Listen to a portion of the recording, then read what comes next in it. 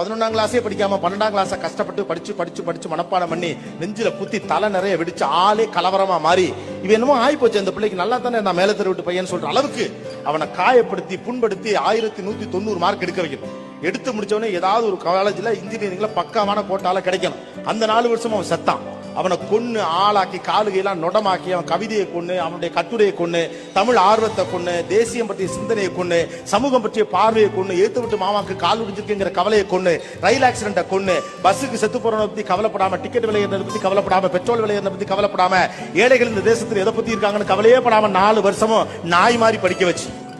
அப்புறம் எடுத்த உடனே கேம்பஸ்ல எப்படியாவது தேறி பெரிய ஆளாகி எடுத்த உடனே 17,500 சம்பளத்துக்கு போனவனையும் அடுத்து அமெரிக்காவுக்கு ஆன்சைட்டுக்கு போறதுக்கு பிள்ளைய போட்டு சாவடிச்சு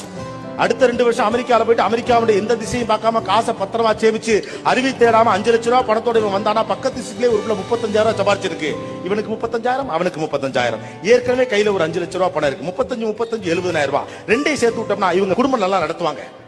அப்படின்னு சொல்லிட்டு சேர்த்து விட்டுட்டான். இவருக்கு 35 அவருக்கு 35 கல்யாணமான அடுத்த வருஷத்துல இருந்து பொண்ணு வீட்டுல இருந்து 5 லட்சம் பையன் வீட்டுல இருந்து 5 லட்சம் போட்டு ஓப்பனிங்கா ஒரு பணத்தை முன்னால வச்சு பேங்க்ல இருந்து 60 லட்சம் ரூபாய் லோன் எடுத்து இவங்க கையில இருந்து கொஞ்சம் இஎம்ஐ இவங்க கையில இருந்து கொஞ்சம் இஎம்ஐ ஊர் தாண்டி ஊரை பக்கத்துல ஒரு இடம் வாங்கி கீழே மேலே வீடு வச்சு 2 ரூம் வச்சு வாசல்ல ஊஞ்சல் வச்சு கல்யாணம் பண்ணி 2 பிள்ளை பெத்து கடன் வாங்கி கடனை கட்டுறதுக்குள்ளே சாகுறதுக்கு இப்பயே சாகலாம்.